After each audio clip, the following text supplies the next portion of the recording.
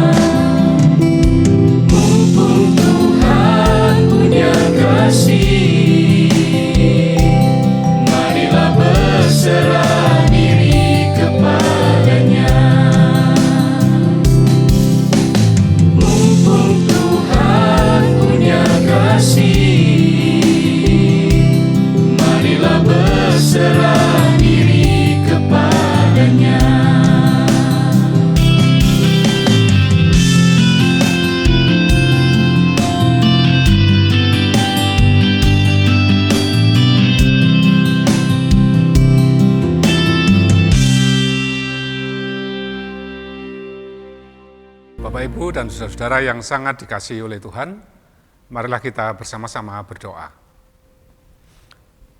Tuhan Allah yang Maha Kuasa, yang menciptakan alam semesta, dan yang dengan setia memelihara seluruh ciptaan, Engkaulah Tuhan kami, Engkaulah Bapa kami, yang menjadi sumber keselamatan, pertolongan, dan kesejahteraan kami. Ya Bapa, kami bersyukur kepadamu. Engkau panggil untuk datang mendekat kepadamu. Kami bersyukur atas anugerah Tuhan berupa teknologi canggih yang membuat kami dipersekutukan di dalam iman kepada Tuhan Yesus Kristus. Kami bersyukur kepada Tuhan atas segala sesuatu yang sudah Tuhan lakukan, Tuhan karuniakan, Tuhan berikan kepada kami. Tuhan, tapi kami mohon kepadamu, apabila kami kurang bijaksana di dalam kami mengelola dan menggunakan anugerah Tuhan, termasuk dalam kami menjalani hidup kami anugerah Tuhan ini. Untuk itu ya Bapa, kami mohon kiranya Engkau berkenan mengampuni kami, berkenanlah kiranya Engkau menyucikan kami, sehingga kami benar-benar layak datang mendekat ke hadirat Tuhan, sehingga kami layak untuk menerima anugerah Tuhan yang kami dambakan, kami harapkan sekarang ini berupa bimbingan dan tuntunan Tuhan, kekuatan dari Tuhan melalui firman Tuhan yang suci. Kami akan membaca dan merenungkannya. Kami mohon Roh Kudus memberikan terang dan hikmat di dalam hati dan pikiran kami, sehingga kami sungguh mengerti apa yang Tuhan kehendaki atas kami. Kami berdoa di dalam Juru Selamat kami, Tuhan Yesus Kristus, Sang Firman yang hidup. Amin. Bapak, Ibu, dan Saudara, bacaan Alkitab pada hari ini tertulis di dalam kitab Nabi Yesaya, pasal 61. Kitab Nabi Yesaya, pasal 61, ayat 1 sampai 4, kemudian dilanjutkan dengan ayat 8 sampai 11. Yesaya pasal 61 ayat 1 sampai 4, saya bacakan untuk jemaat, demikian bunyinya. Roh Tuhan Allah ada padaku, oleh karena Tuhan telah mengurapi aku.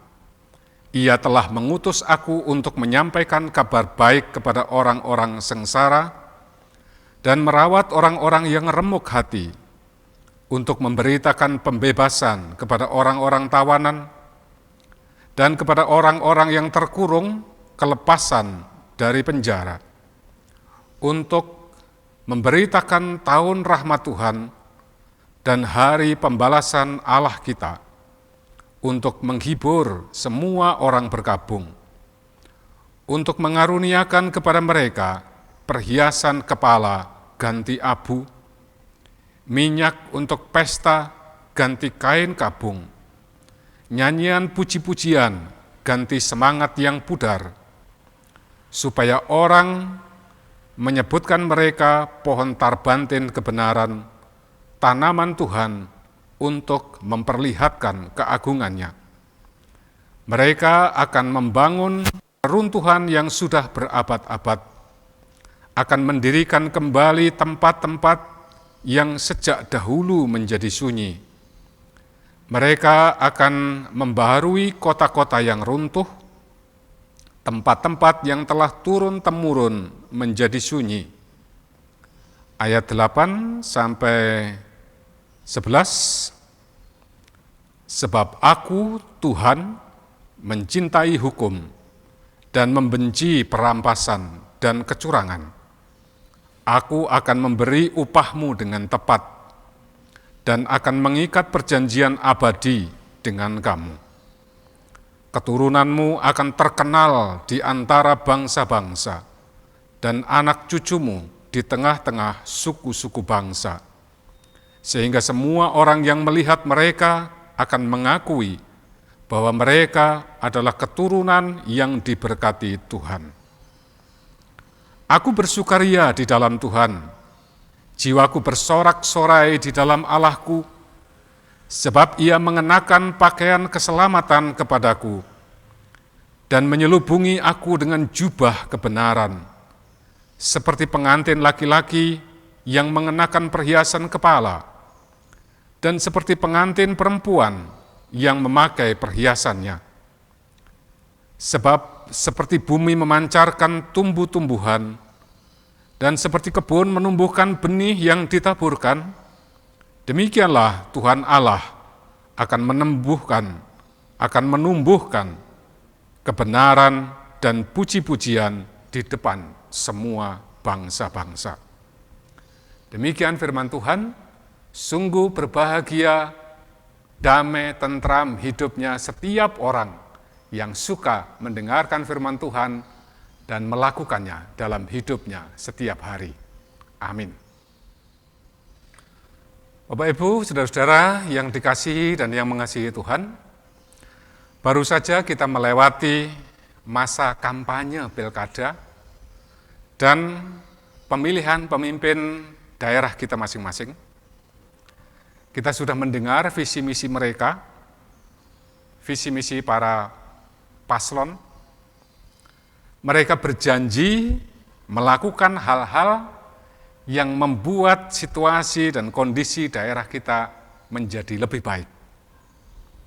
Tentu macam-macam yang dijanjikan, mungkin kondisi ekonomi yang lebih baik, infrastruktur yang lebih mulus, atau kemajuan di bidang pariwisata, dan lain-lain. Cuma sayangnya, tidak ada satu orang calon pemimpin pun yang berani berjanji siap menjadi tumbal untuk berhentinya COVID-19. Tapi memang janji itu tidak mungkin untuk diberikan, ya. Dan memang tidak perlu untuk diberikan. Selanjutnya sekarang kita menantikan pemenuhan dari janji-janji mereka itu. Kita harus yakin bahwa mereka nantinya ketika melakukan kepemimpinan itu, mereka pasti ingat akan janji-janji mereka ketika kampanye. Kita yakini, kita harus percaya bahwa mereka berusaha untuk memenuhi janji-janji mereka. Dan tentu akan sangat menyenangkan ketika janji-janji mereka bisa menjadi kenyataan, terpenuhi. Sebab semua yang mereka janjikan kan ya semua hal yang baik. Tidak ada hal yang buruk yang mereka janjikan. Ketika janji-janji itu bisa terpenuhi menjadi nyata, kehidupan kita pastilah akan lebih baik, pastilah menyenangkan, menenteramkan, dan membuat daerah kita maju. Bapak, Ibu, dan saudara, Tuhan juga menjanjikan kehidupan yang sangat indah, seperti dalam bacaan kita Yesaya pasal 61 tadi. Janji indah itu dinubuatkan oleh Nabi Yesaya bagi bangsa Yahudi. Janji kehidupan yang indah itu dinubuatkan akan terjadi dalam kehidupan orang Yahudi ketika bangsa itu sudah kembali ke negeri mereka dari tanah pembuangan di Babel. Namun, nubuat yang berupa janji ini disampaikan ketika orang-orang Yahudi itu masih berada di tanah pembuangan di Babel itu. Di tanah pembuangan di Babel, bangsa Yahudi tentu mengalami kehidupan yang penuh dengan kesengsaraan. Mereka kalah perang, dan bukan hanya itu, negeri mereka dengan segala yang ada di sana hancur porak-poranda oleh peperangan yang dimenangkan oleh kerajaan Babel itu. Bait Allah, bangunan yang sakral kebanggaan mereka itu, tinggal puing-puing saja. Tentu banyak kerabat mereka yang tewas mengenaskan oleh kejamnya peperangan. Mungkin mereka ada yang dipenggal kepalanya, mungkin ada yang ditusuk tubuhnya, mungkin ada yang luka-luka parah, berdarah-darah. Dan yang membuat mereka makin sengsara adalah mereka harus hidup di negara yang menghancurkan negara mereka, yaitu di Babel. Mereka berada di negara asing itu bukan untuk mendapatkan penghasilan yang besar, seperti banyaknya tenaga asing, tenaga kita yang bekerja di negara asing sekarang. Mereka berada di negara asing itu adalah dijajah, dikuasai, mungkin dipenjara, mungkin diperbudak, karena berada di negara yang mengalahkan negara mereka. Hidup mereka secara total dilingkupi oleh kesedihan dan penderitaan lahir dan batin. Saudara-saudara, janji Tuhan yang disampaikan oleh Nabi Yesaya harusnya cukup menyejukkan jiwa mereka yang gerah, cukup menenangkan pikiran mereka yang gelisah, mestinya bisa membahagiakan hati mereka yang susah. Namun, mereka mungkin tidak bisa sepenuhnya meyakini bahwa janji itu akan bisa terpenuhi. Kenapa? Kenapa kira-kira mereka bertanya-tanya bagaimana mungkin nubuat janji itu bisa menjadi kenyataan? Sebab janji itu terlalu indah untuk didengar, tetapi rasanya terlalu sulit untuk diwujudkan. Karena janji kehidupan indah itu terlalu jauh berbeda dengan situasi kondisi kehidupan mereka pada saat itu. Kehidupan mereka saat itu benar-benar penuh dengan kesengsaraan, sedangkan janji Tuhan itu adalah tentang kehidupan yang benar-benar penuh dengan rahmat, penuh kesejahteraan dan kebahagiaan. Jadi wajar sajalah kalau mereka sulit meyakini janji itu. Kepada mereka dijanjikan kehidupan yang dipenuhi dengan pesta pora. Ada perhiasan-perhiasan, ada nyanyian-nyanyian, puji-pujian, terbangunnya gedung-gedung megah, ada keramaian-keramaian di sana-sini, tidak ada kesunyian lagi. Mereka akan mempunyai keturunan yang terkenal sejahtera di antara bangsa-bangsa. Hidup mereka akan dipenuhi dengan sukaria dan sorak-sorai di dalam Tuhan. Mereka akan dipenuhi dengan cinta kasih yang mesra. Hidup mereka akan memancarkan kemuliaan. Begitu indah janji itu. Tetapi bagaimana mungkin janji-janji itu seperti itu bisa dapat diwujud nyatakan? Karena kehidupan mereka saat itu benar-benar sudah hancur lebur. Mungkin nyaris punah bangsa itu. Tinggal sedikit. Saudara-saudara, janji itu tentu tidak akan tergenapi, terpenuhi hanya oleh Tuhan sendiri. Janji itu akan terpenuhi jika ada keterlibatan umatnya. Janji itu akan menjadi kenyataan jika hidup umatnya itu layak untuk menerima pemenuhan janji itu. Kehidupan yang indah dan penuh dengan kesejahteraan dan kebahagiaan pesta pora itu akan menjadi kenyataan bagi mereka jika mereka hidup di dalam kebenaran dan keadilan.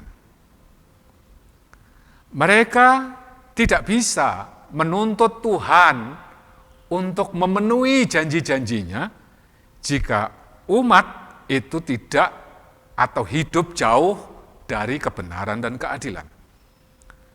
Sebab saudara-saudara, setiap janji hanya bisa tergenapi, terpenuhi oleh kedua pihak. Baik yang memberikan janji maupun yang menerima janji. Hanya bisa terpenuhi oleh kedua pihak ini. Tidak bisa terpenuhi ditepati hanya oleh satu pihak. Misalnya kita ambil contoh sekarang ya. Pak Presiden misalnya, Bapak Presiden janji akan menemui Anda dan akan memberi sepeda misalnya.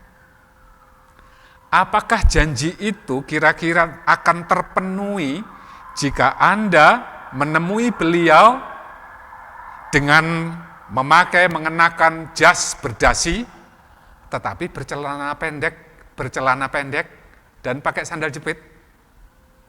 Tidak mungkin. Pas Pampres akan mengusir Anda. Akan terpenuhikah janji itu jika Anda mengenakan full dress, jas berdasi, celana panjang, sepatu, tetapi Anda tidak mengenakan masker atau face shield? Tidak akan terpenuhi. Janji itu akan terpenuhi hanya jika Anda layak untuk menemui Sang Presiden. Nah, Bapak Ibu dan saudara-saudara yang mengasihi Tuhan dan yang mengasihi sesama. Mestinya umat Tuhan merasa dan Tuhan mengerti bahwa tidaklah mudah bagi umatnya untuk bisa hidup layak di hadapan Tuhan. Untuk selalu bisa hidup di dalam kebenaran dan keadilan itu tadi. Tetapi yang penting, saudara-saudara, yang penting umatnya punya niat, punya motivasi, punya dorongan, punya kehendak, dan usaha untuk hidup layak di hadapan Tuhan. Maka Tuhan sendiri yang akan melayakkan hidup umatnya untuk menerima anugerahnya.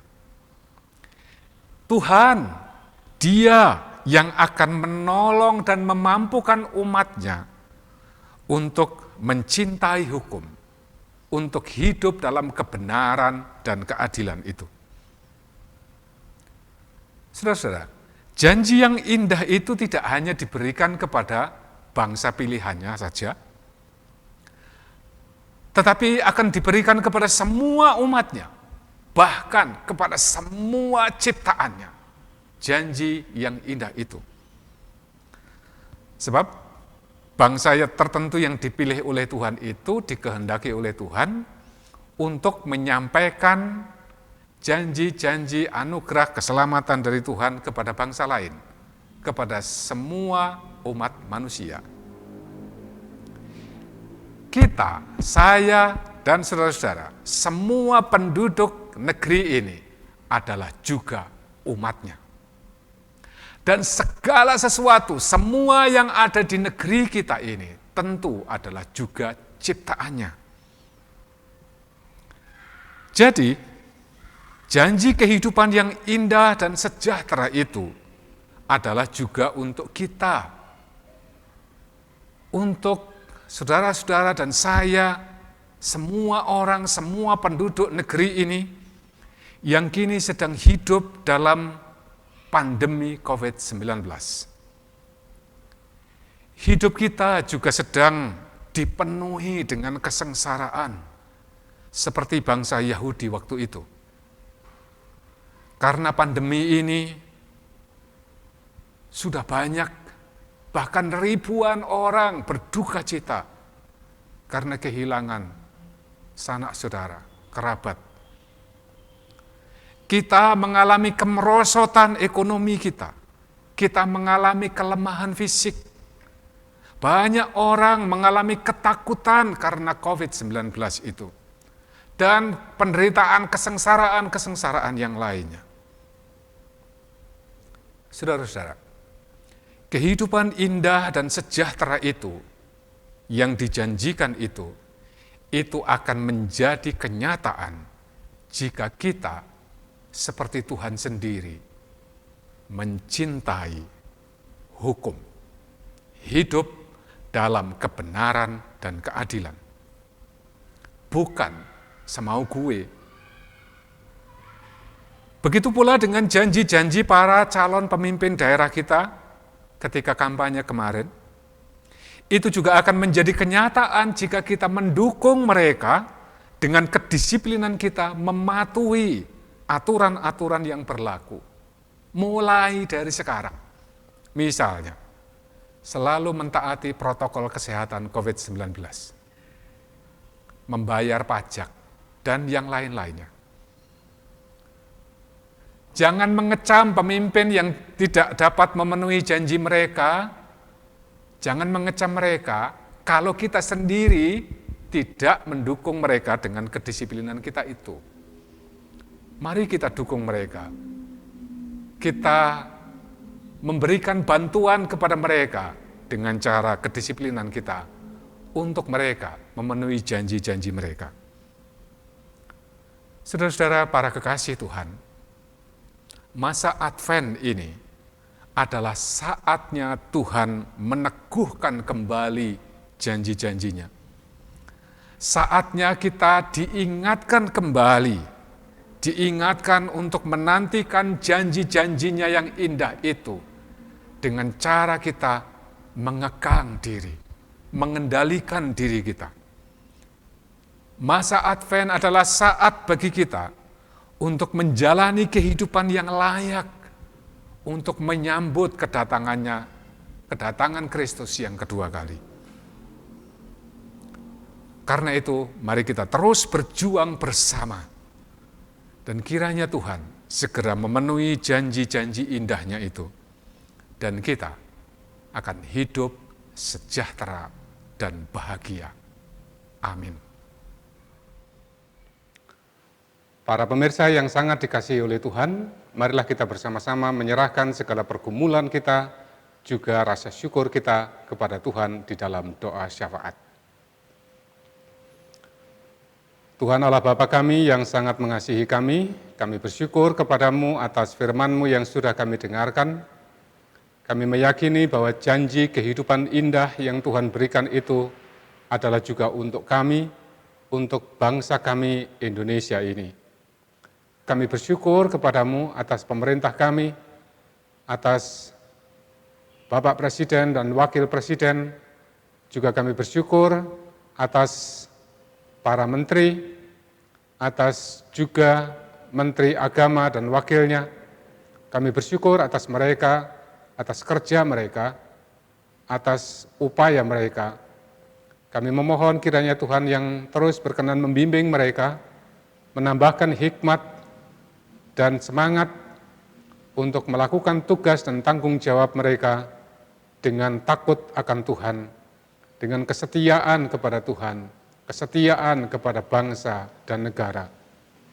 Tuhan, lebih-lebih di dalam memimpin bangsa yang beraneka ragam ini, kiranya Tuhan benar-benar menambahkan hikmat kepada mereka, sehingga mereka dapat mendorong dan memampukan seluruh bagian dari bangsa kami ini untuk bersatu, untuk menegakkan negara Republik Indonesia yang bersatu, adil, dan makmur. Juga Tuhan, kiranya Engkau menolong pemerintah kami, aparat penegak hukum kami, aparat keamanan negeri kami, agar mereka mampu berani dengan jujur menegakkan kebenaran, memberantas segala kejahatan, serta menjamin keamanan setiap dan seluruh rakyat negeri kami. Termasuk juga Tuhan, di dalam masa raya Natal tahun ini, sehingga seluruh umat tebusan Tuhan dapat menghayati, merasakan agung dan mulianya kasih Tuhan. Ya Bapa, inilah doa kami serahkan kepadamu di dalam nama Tuhan Yesus Kristus. Amin.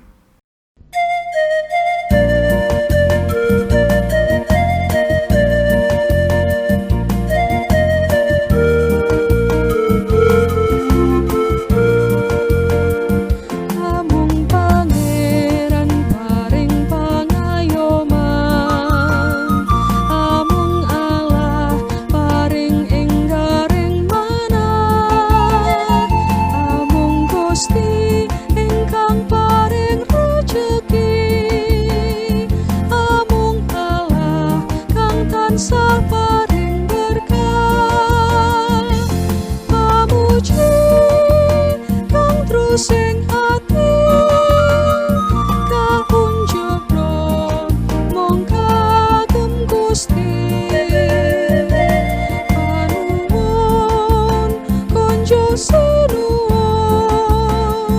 Gusti Allah kang Maha Mirah.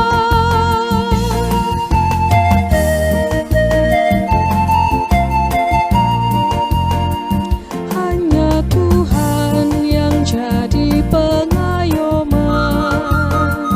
hanya Allah memberi sukacita, hanya Tuhan yang memberi rejeki, hanya Allah sumber segala berkah. Angkatlah puji-pujian, kemuliaan kepada Tuhan. Berserah dan bersyukurlah pada Allah yang Maha Murah. Para pemirsa Mimbar Kristen Kementerian Agama Republik Indonesia, para kekasih Tuhan, mari kita jalani hidup kita sesuai dengan kehendak-Nya, hidup mencintai hukum, hidup di dalam kebenaran dan keadilan. Percayalah, Tuhan pasti memberkati saudara, memberkati bangsa kita. Sekarang arahkanlah hati saudara-saudara kepada Tuhan dan terimalah berkat-Nya. Tuhan Allah Bapa, Tuhan Yesus Kristus, Sang Putra dan Roh Kudus, ketiganya yang esa, senantiasa melindungi dan memberkati saudara-saudara, memberikan kasih karunia, hikmat, dan damai sejahtera kepada saudara-saudara, untuk seluruh bangsa ini, saat ini, sampai kekal selama-lamanya. Amin. Pelaksanaan Mimbar Kristen Kementerian Agama edisi hari Minggu tanggal 13 Desember tahun 2020 telah selesai kita laksanakan. Kami atas nama tim Mimbar Kristen Kementerian Agama mengucapkan terima kasih kepada Bapak Pendeta Suko Tiarno Kristin MTH, anggota Komisi Personalia Sinode Gereja Kristen Jawi Wetan, serta puji-pujian dari Gereja Kristen Jawi Wetan, dan rekan-rekan kami dari Bemas Kristen Kantor Wilayah Kementerian Agama Provinsi Sulawesi Barat. Semoga pelayanan pada hari Minggu ini menjadi berkat bagi saudara. Mari kita terapkan protokol kesehatan dalam kehidupan kita sehari-hari, ketika saudara berada di dalam rumah maupun ketika saudara berada di luar rumah. 4M, menggunakan masker, dan sesering mungkin untuk mencuci tangan dengan air mengalir, menggunakan sabun atau hand sanitizer, serta menjaga jarak dengan orang lain, dan jauhi kerumunan. Nantikan Mimbar Kristen Kementerian Agama edisi hari Minggu tanggal 20 Desember tahun 2020, dan juga tetap kunjungi website kami, Instagram kami, YouTube kami. Share komentar saudara, membawa semangat bagi kami untuk pelayanan dalam Mimbar Kristen Kementerian Agama Republik Indonesia. Tuhan Yesus memberkati. Shalom.